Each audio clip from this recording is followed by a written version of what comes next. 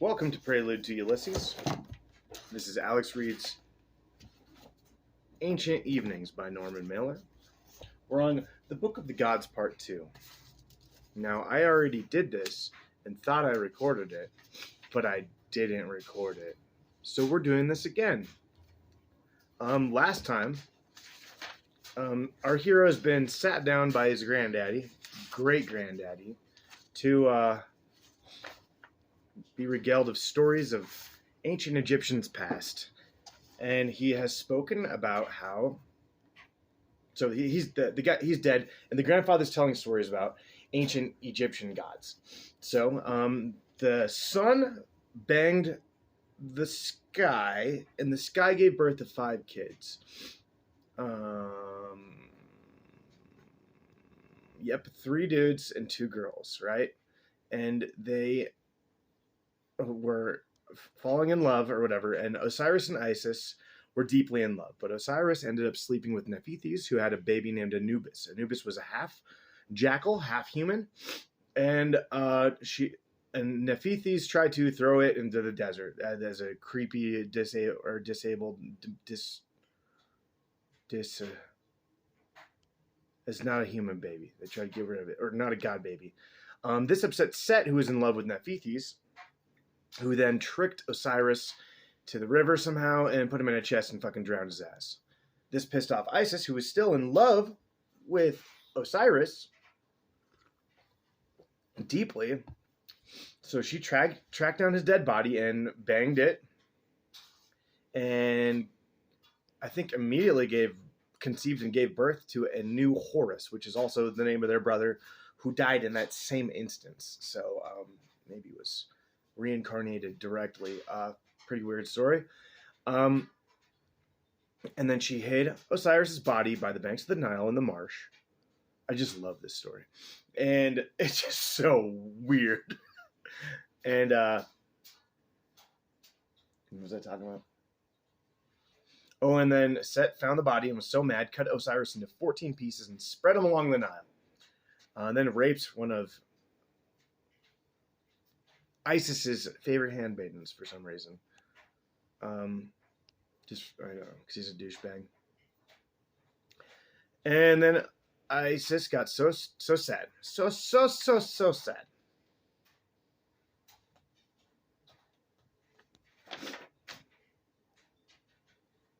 And then we come to the activities of Maat. M-A-A-T. Part 2, the Book of the Gods. I have somewhere to be, but I'll try not to rush this. 2. Yes, he said. Maat is so devoted to the smallest measure of balance that she chose a feather for her face. To think that she is the daughter of Ra. Again, I was confounded by the phenomenon of his laughter. It was as if the greed of the worst beggars passed through him. Some sewage of mean human tide. Yet he seemed altogether oblivious to the blow this gave to his dignity. Yes, said Menenhedet, Maat is the most innocuous of Ra's fornications. In fact, she was conceived by a little bird who, after the quick and timid trips of her life, became for once intoxicated by the warmth of the air. Soaring on a current, this downy fluff rose to the arms of Ra, up in a trance, and immediately expired. What a copulation!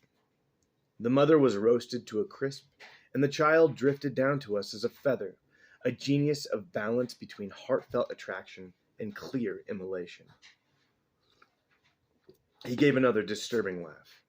Now that same feather is used by Anubis to weigh the moral worth of the heart of each dead person. He shrugged again. Of all his children, Maat is the only one who has no guts to lose. So she is fearless. She was the only divinity brave enough to scold Ra about his favors to Set, and did no less than tell her father, it is dangerous to protect a victor from the curses of those he defeated. Such a god will prosper too easily, and the world will tip. Do not speak of balance, Ra told her. I ride in a golden ship by day, but am obliged to travel through the Duat by dark, and give battle to the serpent. If I ever lose, the world will not see my light again. Menenhedet gave vent to his laugh. I can assure you, Mott was not about to tell Rot that the perils of the serpent were small. And again, as if the story pulled on me like a stream of passing spirits, the sights in my mind began to stir. I could see that Ra no longer fought alone, and many gods and goddesses were by his side to trap the serpent. Indeed, Ra had to do no more than chop Apep, Aapep, into pieces. All the same, the labor made him breathe heavily. Ra was growing old. Mott, rebuked by her father, began to watch the habits of his pilotfish. For these two creatures named Abtu and Ant would serve as his eyes when it came to navigating the perils of the Duad. Each night, swimming on either side of Ra's boat, they guided the entourage past fires, boiling pits, and stench. By day, however, the fish, justifiably fatigued, chose to become two short pieces of rope, and they would sun themselves on the banks of the Nile, where they basked. 2 bights, bights, of bleached hemp, so short that no passing fisherman would think of splicing them into a larger rope. Mott, now traveling in her natural condition, a feather in the wind, Forrest Gump, soared along the riverbank until she passed over a pilotfish. Hovering in place, she succeeded in putting Abtu and Ant in shadow. Deprived of the light of Ra, their ability to reason was confused, so they quit the shore for the water.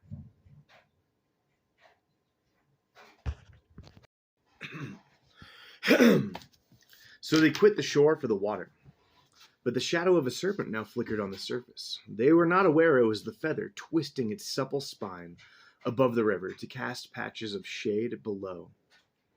So they chased the shadow of that serpent down the current until Mott led them to the pelvis of Osiris, stuffed in the stump of an uprooted palm, a place that Mott knew well. She had been present as the spirit of balance when Set on the last stroke cut off his own thumb instead. Now Abtu leaped on the phallus of Osiris, bit it off, choked it down,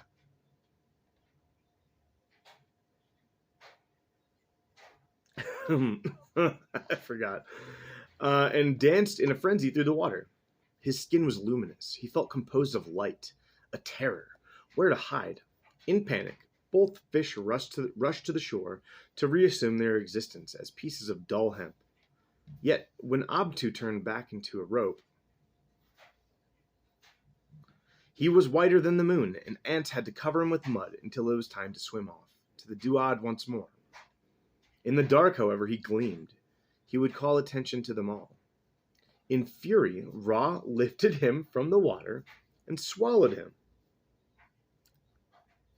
Ant was left to serve as the pilot, but since he could not keep the boat off the rocks on his blind side, the bark shuddered and scraped from every blow, and the phallus of Osiris sticking in his stomach, Ra soon grew ill. The balance shifted. Since the god's member proved indigestible, Ra began to feel most uncomfortable and allowed the sky to cloud. Isis stirred in her bed and listened to the gulls. Their cawing went through the gray and hazy days. Other birds came to tell how the noble horse on which Set hunted in the swamp had shied from a fallen tree and broke his leg. The good luck of Set might have shattered.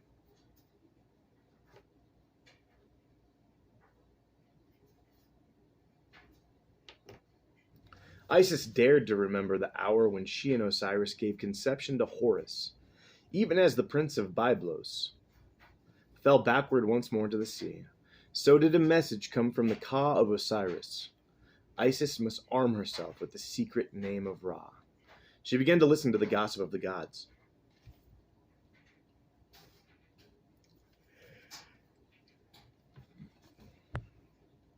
Now she heard that Ra was old, and his bones changed from gold to silver as his limbs grew stiff. He dribbled when he spoke. His 7 emissions fell constantly to the earth, and the paths were covered with his earwax and his sweat, his urine, his turd, his snot, his semen, and his saliva. Isis contemplated how to use these leavings. The full bowel of the sun certainly reeked of wealth, yet how could she know which monsters of the sulphurous night might also be set free? That was power too much. Isis needed the secret name, no more. Why conclude that Ra excreted his secret name each day? So too did she avoid sweat. In his perspiration might be the honor of his name. But such sweat also gave off the odor of every animal he became while making love, and their secret names. An abundance and a confusion.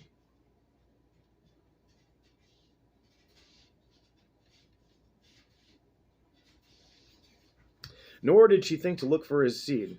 The secret names of future sons and daughters would be in that seed, but not his own.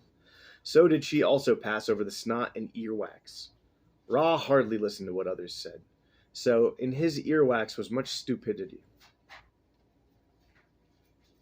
While the nose was a poor place to conceal the name when every wind would sniff it out, only urine, while the nose was a poor place to conceal the name when every wind would sniff it out. Only urine and saliva were left, a choice of the sour waters of his blood or the well of his mouth. Each had a clear attachment to the name. Like a great river that carries off many a secret from the land, was Ra's urine. But those waters went back to the celestial waters. Nu would certainly be displeased if Isis tried to steal a secret name from her. Therefore, Isis chose saliva. It was the spirit of Ra's speech. At the center of his speech must be the name. Therefore, she took up moist dust near a spot where the old god, walking on his path, had drooled. And she worked the moist dust into clay and added it to an old powder made of the semen of Set, which she had kept from the skirt of the handmaiden Set had raped. There could be no better way to fortify a poison than to mix the leavings of one's enemies. So Isis shaped this mortar from the spit of Ra and the semen of Set, and molded it into the form of a snake, and anointed its fangs, which came from the cuttings of her fingernails, with the poison of scorpions, and molded it into the form of a snake, and anointed its fangs, made from her fingernails, with the poison of scorpions. Then Isis said to these fangs, "Go out, discover in your enemy what is most different from yourself. Attack him there, lose your sting." The venom of Isis's heart flowed from her eye, and every carnal memory of Ra was in it.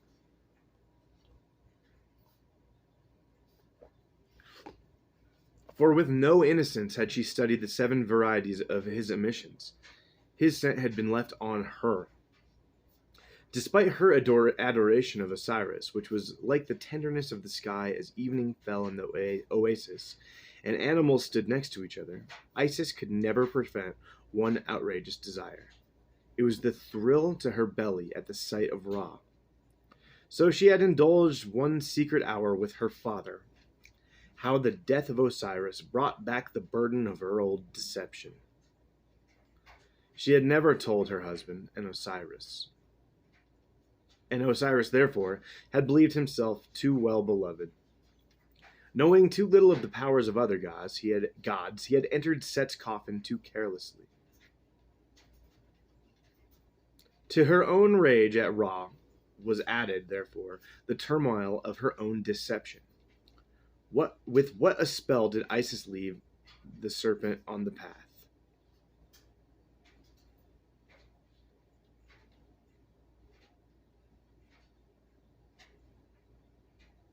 He had entered Set's coffin too. Oh, yes, the coffin that he drowned him in. Okay.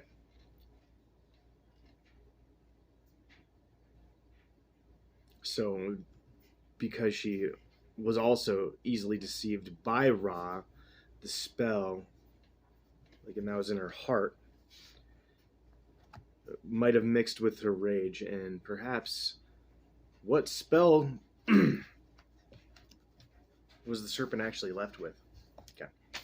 Ra passed through the cool fields of heaven, pouting and dribbling as he took his short walk on the dawn.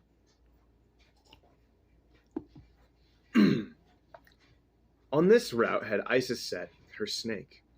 As the old god approached, his belly still churning with the indigestible phallus, the snake leaped through the distance within itself from the inert clay to the vital curse, and lanced its fang into the god, and the poison said, "Burn, Ra, as flames lick at your loins, freeze in the chills of your golden eye as the light leaves." A poison had been made that will find your last extremity.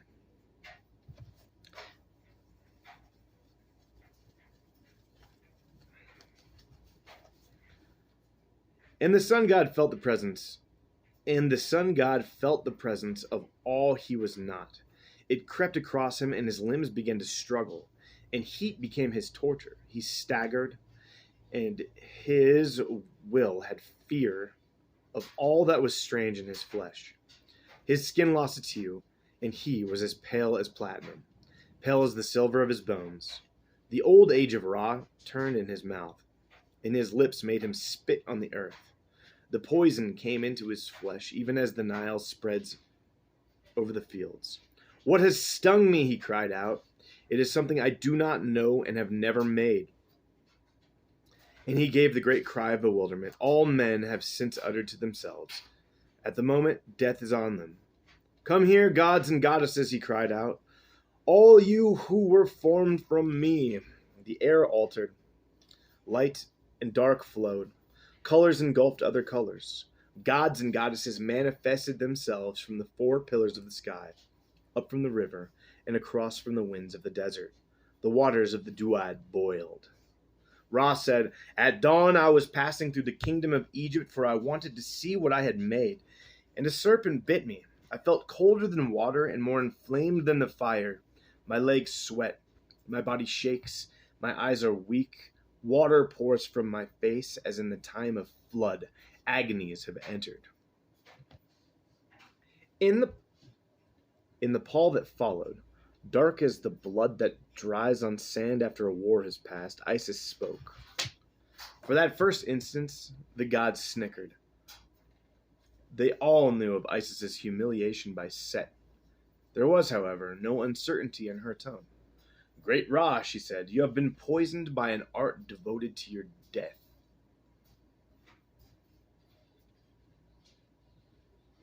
"I cannot die," said Ra. "I am the first and the son of the first." "You will die," said Isis, "unless you reveal your secret name. He who is able to reveal his name will live." "I will not tell my secret name," said Ra. "If I am gone, the earth bursts, and the heavens are lost within the earth, for I have created the heavens in the secret of the horizon." She came forward, step by step.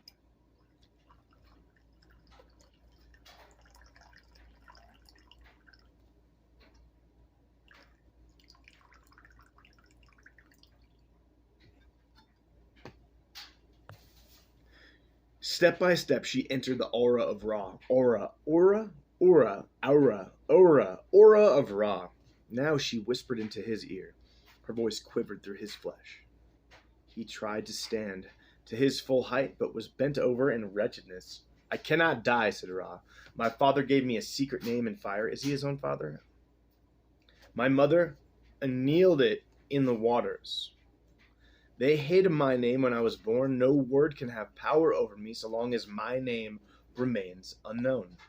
"The poison," said Isis, "will reach to the last corner of your flesh. The semen of Set is in that poison, and he knows no fear at searching you." "I will reveal my secret name to all," said Ra. A cry came up from the gods, then a silence. But Isis knew that Ra would lie.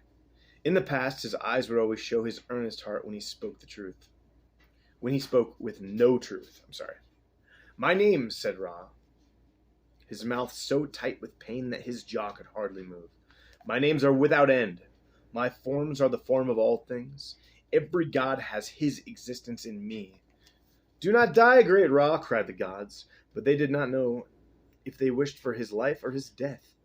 They did not know what they desired. A fearful day for the gods.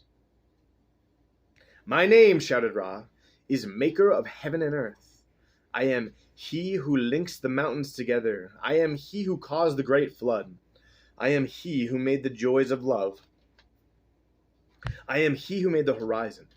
I am the being who opens his eyes and light comes. I am the being who closes his eyes and it is dark. I am he whom the gods know not. He stumbled and almost fell. Isis said, There is no mention of the secret name. Soon you will be consumed by the poison. Declare the name.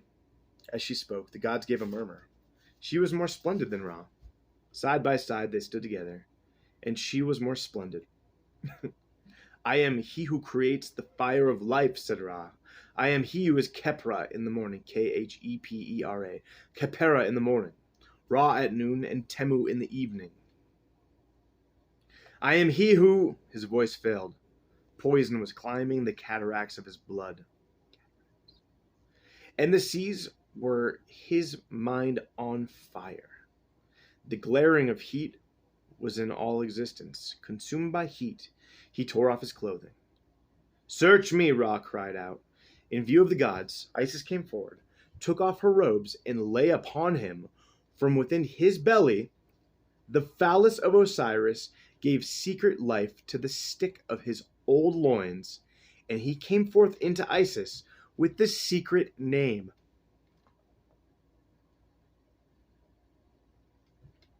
And all of the seamen have said that he had swallowed with the poison, and this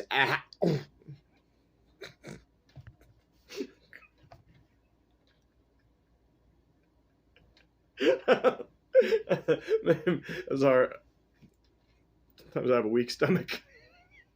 And all of the semen that he had swallowed with the poison, and this act loosed the most terrible lightning ever seen in the skies of Egypt. Thus was Set made Lord of Lightning and Thunder. And so did Ra pass his secret name over into the belly of Isis.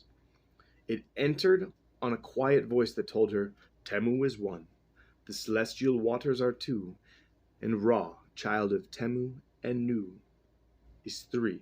Oh yeah, Ra is the kid of Temu. So his secret name is three. Roar, Isis, like a lion, so that we may hear the sound of R, the letter R, in all the tongues. For the roar of the sun is the light of the earth, and the air of Ra shall be as the light of the mind, which is death. For the roar of the sun is the light of the earth, and the air of Ra shall be as the light of the mind, which is death. Okay. Hail, Osiris, Lord of the land of the dead. Rise, Isis, who holds the secret name of Ra. You are all that is and has been, and all that will be and is. Woo! Whoa, baby, that was fucking nuts, man. I didn't get to the end. The video canceled. I didn't know a lot of what happened at the end there. Let's recap, just for my brain. So in my other YouTube reading things, I talk through it. I like get confused, and I'm not doing that with this one. I feel like this is so well written and well organized. I don't have much to add besides I fucking love it. It's so much fun to read. It's disgusting. Okay, so let's recap. So Mot is the sixth child. I kind of forgot who Temu and what's his name was. Temu and Nu, who gave birth to Ra.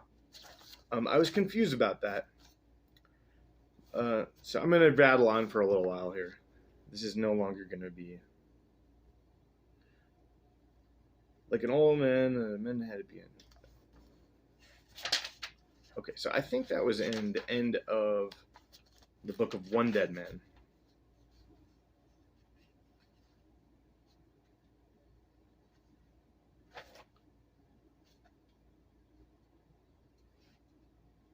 In the beginning, before, so this is back to part, I think, 7 of the Book of One Dead Man. In the beginning, this is where Menenhedet 2 or 1 begins speaking. He says, "In the beginning, before our earth was here and the gods were not born, before there was a river in the land of the dead, and you could see no sky, it is still true that Amon the Hidden rested within his invisible splendor." Oh! What is that? Repeat. That's how I was trying to get. Okay, here.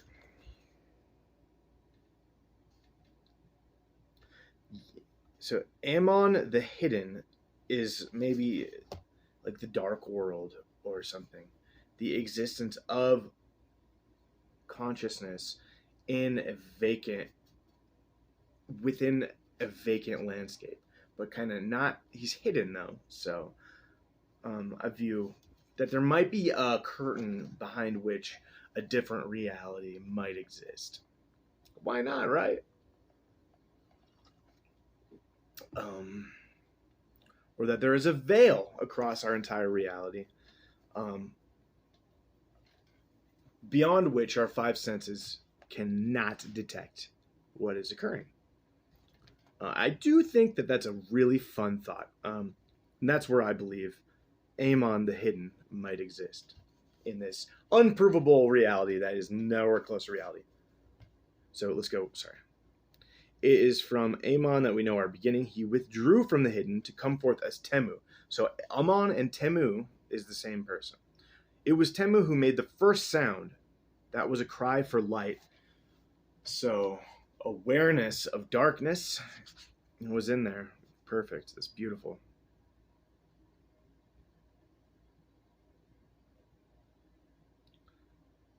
The cry of Temu quivered across the body of his wife, who was Nu. So where'd Nu come from? Celestial waters. She became our celestial waters. So I said that the sun fucked the sky. That became the 5 kids. I think that is true.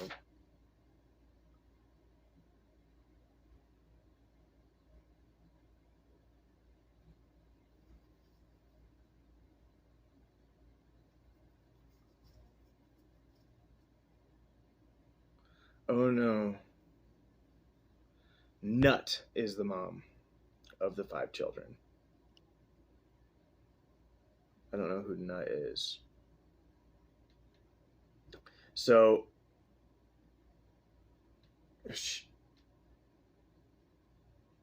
Nut turned into a cow. I forgot.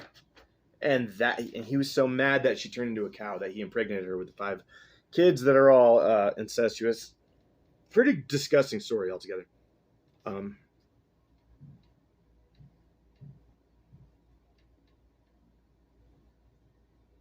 Okay, so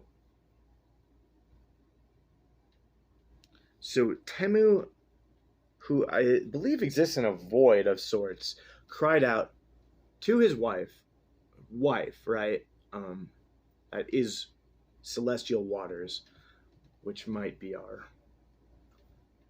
combined sea of subconscious.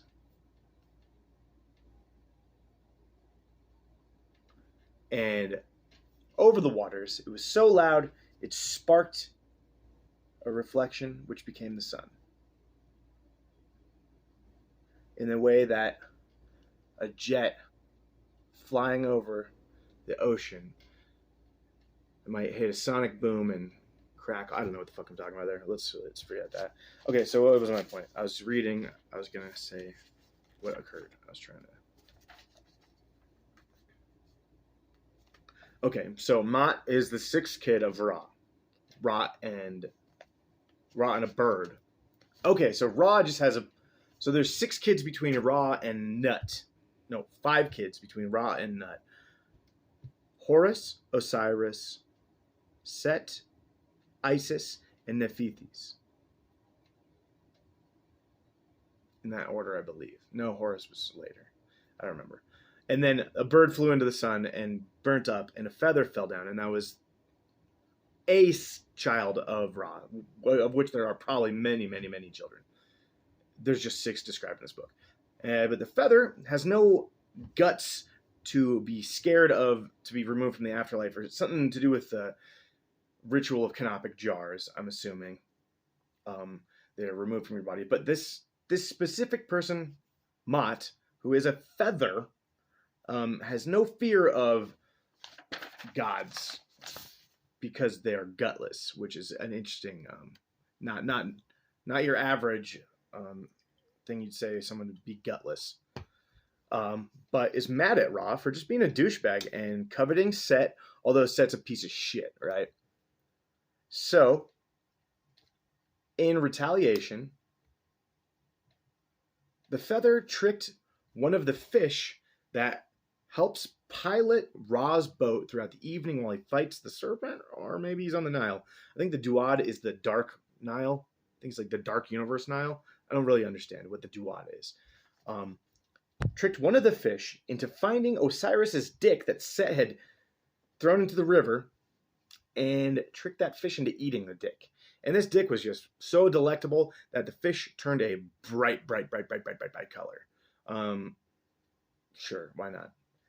And was no longer able to do its job because while navigating the Duat, you need to be in secrecy, right?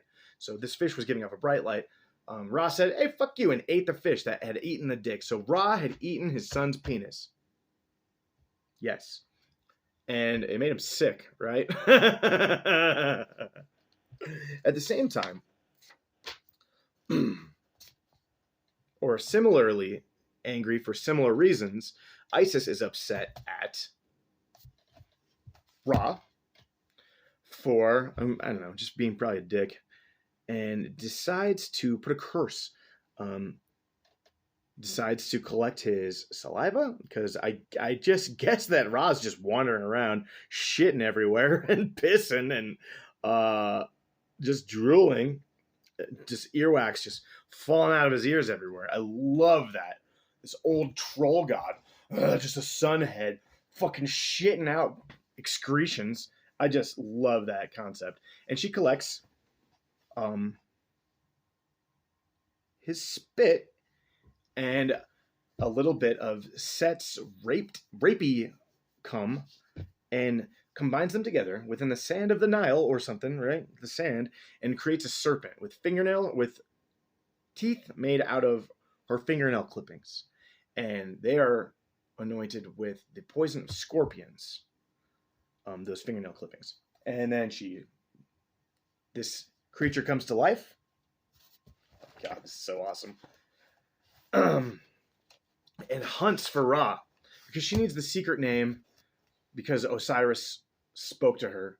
Sorry, so she creates this snake because Osiris said to her, Osiris's Ka spoke in some dream state to her, saying that you need to get Ra's secret name. For what purpose? I'm not sure. Some type of revenge. That's why she's doing this. So she gets the snake, fake snake, and it needs to bite Ra, which it does. Gets him, and he starts getting poisoned. Ra, in probably a fit of fear, thinks that that's neat.